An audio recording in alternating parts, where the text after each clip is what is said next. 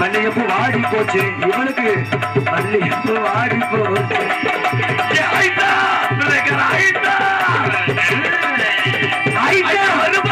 அரளிப்பூ வாங்கி வச்சேன் அரளிப்பூ வாங்கி வச்சேன்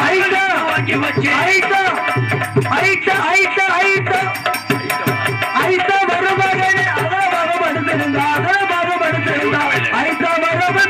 இவன் தூக்கி போட்டு ஆடு கடிச்சிருச்சு